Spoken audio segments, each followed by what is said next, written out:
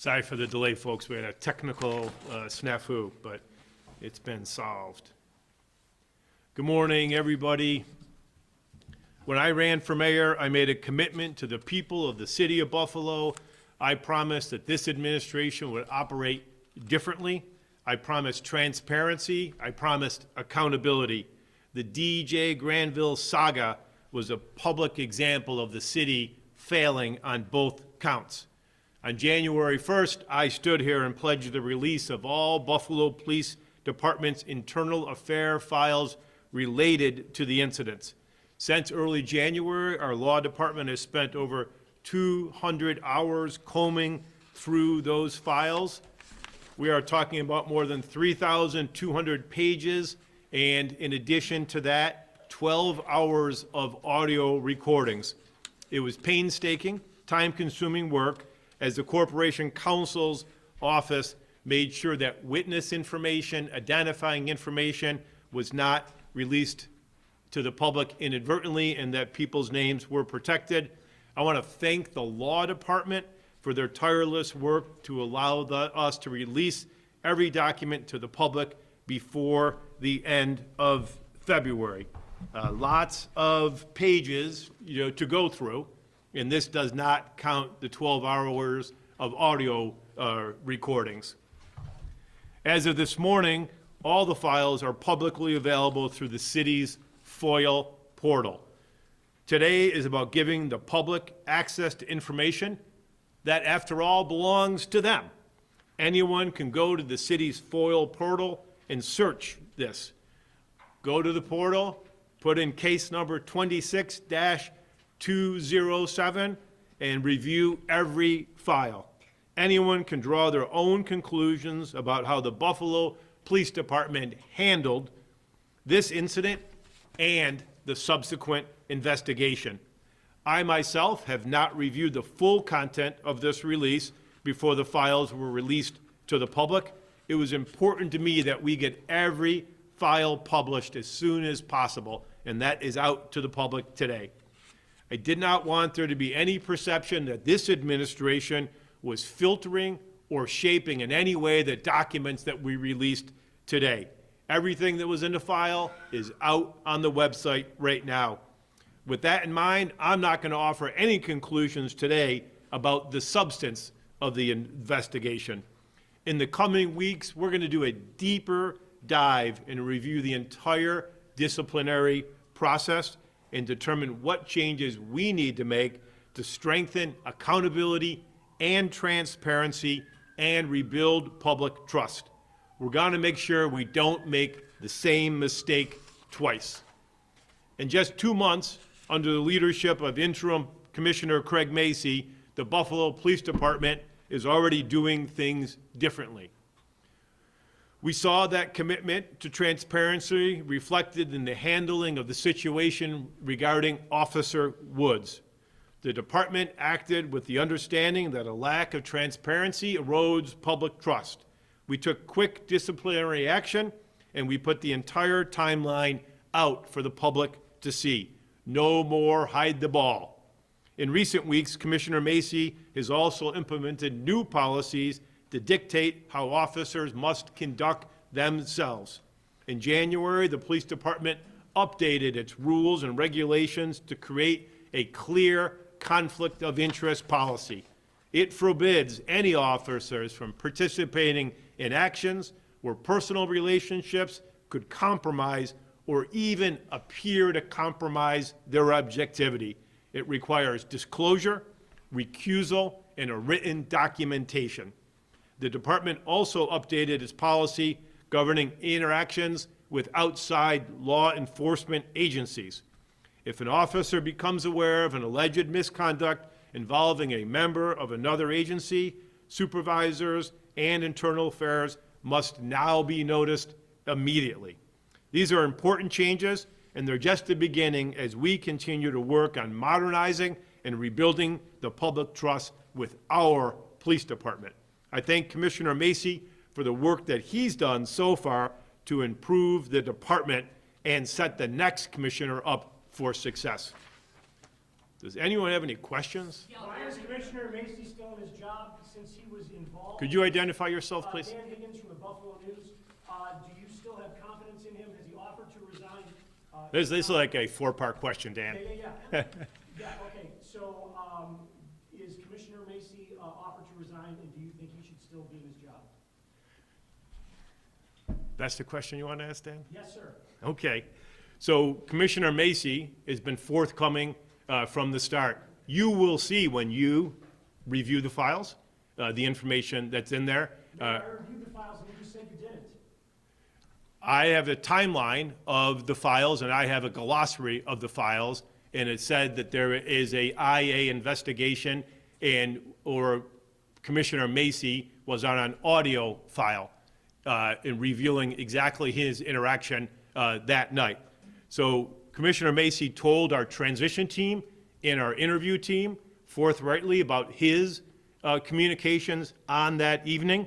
Everything he said is collaborated by the internal affairs interviews that I've been briefed on. He understands the appearance, but I'm satisfied that he acted appropriately based on the information that he received that evening. I thought Commissioner Macy was the best person to do this job, to get us through this transition period, and so far he has exceeded expectation.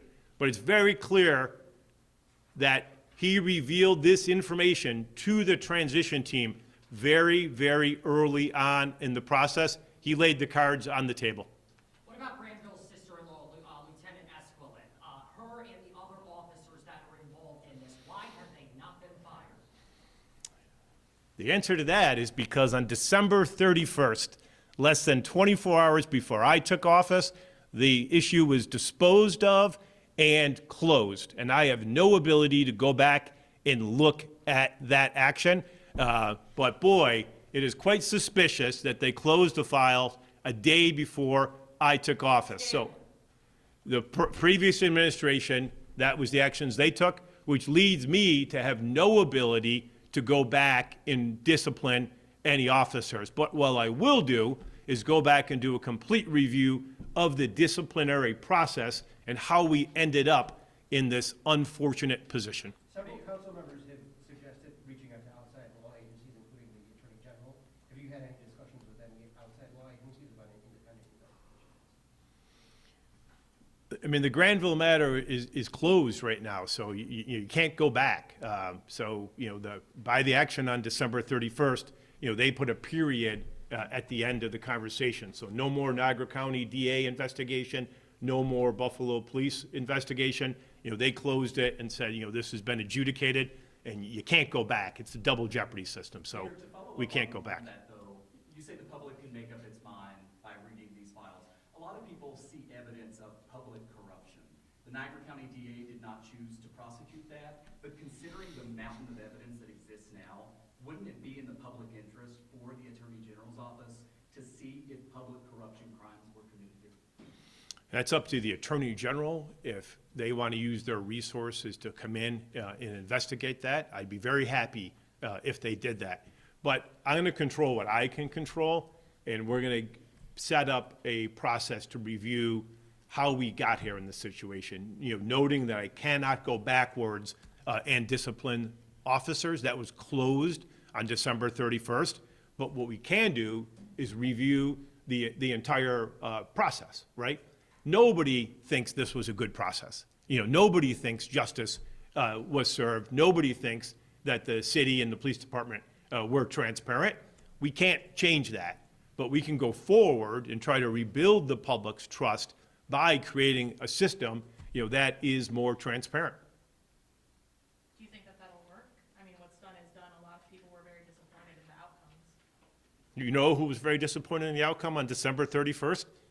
Me, because it took away my ability to actually look at this case and to figure out who was wrong, what was done wrong, and to then initiate and prescribe disciplinary proceedings. So that was taken away from me, and I'm sure the public sees it the same way that I do, is that was intentionally closed to prevent a fresh, open, transparent, and accountable look at this saga. Who do you think intentionally closed it?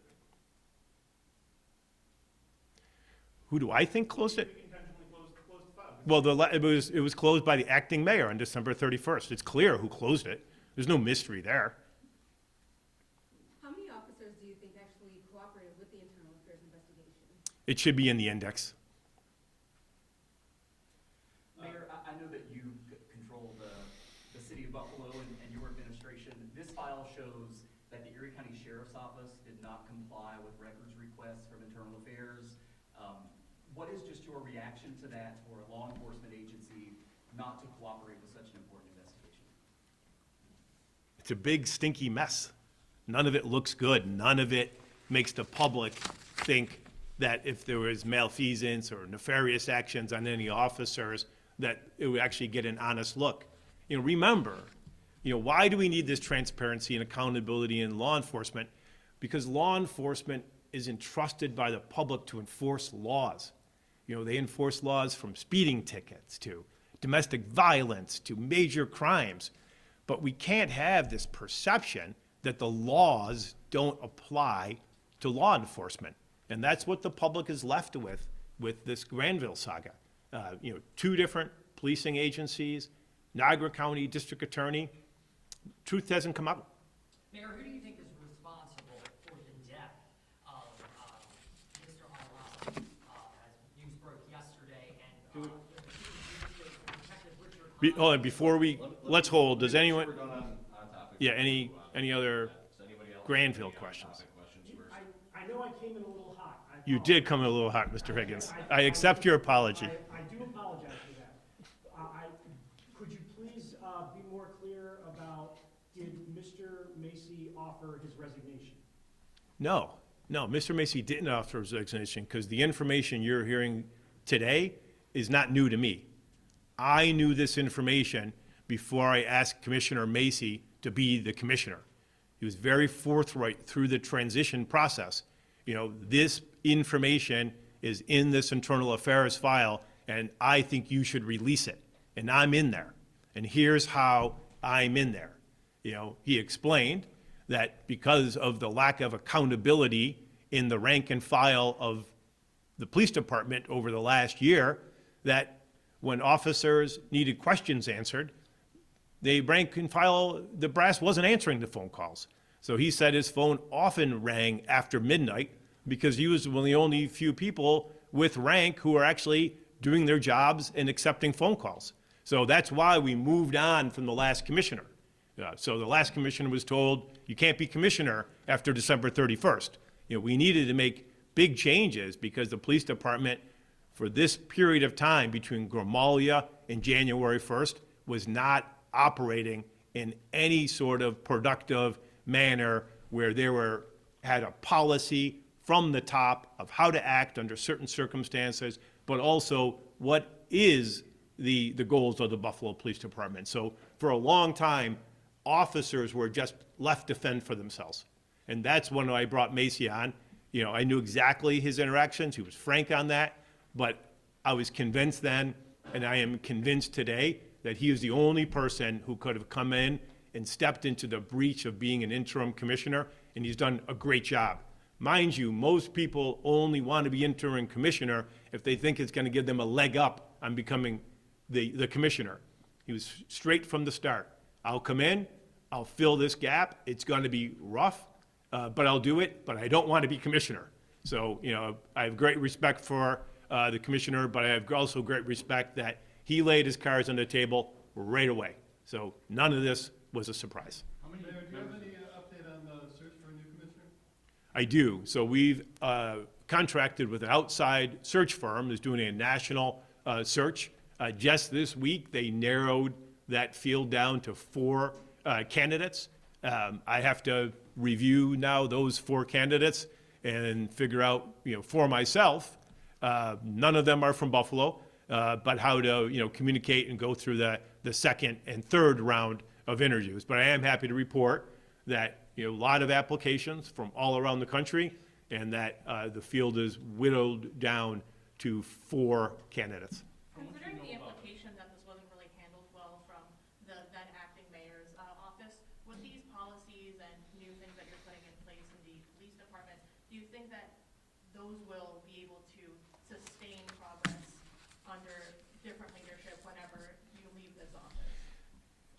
my first step is to bring the police department into a predictable organization. I want the Buffalo Police Department to be known throughout the state as the best trained, most professional law enforcement agency. And that's what I'm going to work through for my term in mayor. But the more you can cement in normal, modern practices, those don't go away when the mayor changes. So, we want to professionalize the department, bring it in to the new century, and I'm confident that those changes we make will become the institution and will become the muscle memory of the department, and will not allow it to backslide. Mayor, the issue with the interim commissioner, when he was chief of detectives, and he had the 12-minute phone call with then Lieutenant Lucia, he advised her to write a ticket and have the vehicle impounded, did not bring up the clear conflict of interest that it was her brother-in-law that she was, writing the ticket to. Did he tell you that that was a mistake and advocate for the change in policy? He told me that, unbelievably, there was no policy saying you can't be the responding officer on your relative.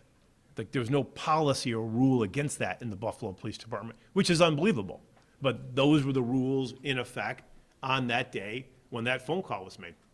And so he advocated then to change it? He advocated to change that, and now we have a clear policy that has a conflict of any personal relationships or that could compromise or appear to compromise must do two things. You must disclose it at the time. You must recuse yourself from involvement in that investigation. But most importantly, you have to have a written paper trail of saying why. And then the second thing we did is changed how we are working with outside agencies. So in that instance, I believe people suppose there was irregularities with how the sheriff's department was conducting themselves. But now there is a straight rule that if you see those irregularities, you must report them. There's a mechanism now to say, I saw something that shouldn't have happened, and now there's rules saying you have to report that and say what you saw it happen. Before, there was no mechanism to do it. Michael, and everybody, we could share the updated stuff from, well, BPD sent that along. On topic, so we ready to move on to off? Yes, Mayor, Mr. Olaf, who is Well, we're still on topic. Why should residents of the city of Buffalo trust the Buffalo Police today in any way that a city resident may interact with police? Well, I don't want to editorialize, but I'll just leave my question there. I would say, there's hundreds of members of the Buffalo Police Department, a small handful, were involved in this situation. This situation was made worse by not having clear leadership during this incident. But there's a lot of very good, dedicated members of the Buffalo Police Department. This incident has shook people's faith and trust. You regain that by changing your standards, changing your rules, then executing over time. So I am confident with the changes we're going to be putting in place and the leadership, the consistent leadership that we're going to have, that we will rebuild the public's trust. But that's up to us to rebuild that public's trust. We can't say to the public, just trust us today. We have to show them that we deserve their trust, and I intend to do that. And I am confident that the hardworking members of the Buffalo Police Department, the men and women who go out there every day, they are doing a good job. We got to make it easier for them to do a good job. But when there are outliers, when there are problems, we need to investigate it fully, regardless who is involved, regardless of who's related to who. All that's off the table. So from now on, everyone gets treated equally in the city of Buffalo, whether they're in law enforcement or not in law enforcement. Looks like one more on topic from Meg, then we'll move on her out. There was about a dozen 911 calls that night, and officers that responded knew that there were multiple vehicles involved, but it never escalated to a watch commander or duty officer. Escalent only called the off-duty, her friend Chief Macy. Should there be a policy in place where you're getting a lot of 911 calls and it seems like the situation has scaled up, there should be some sort of automatic process where a watch commander or duty officer responds to the scene no matter what? Look, the communication between the watch commanders, the rank and file, as demonstrated in the Woods situation, it's not great. And that's what we're trying to improve, is the communication between the rank and files, the lieutenant, and the watch commanders. Some of that is, direct policy, but the other part is training. You have to know how you react in every situation, not based on the past situations, but how are we supposed to? So I'm confident that with the proper training, incidents like this, it won't happen in the future. But they're only not going to happen in the future if you have a mayor who is committed to making sure trust and accountability, the two hallmarks of policing, are enforced. And I intend to do that, Nate.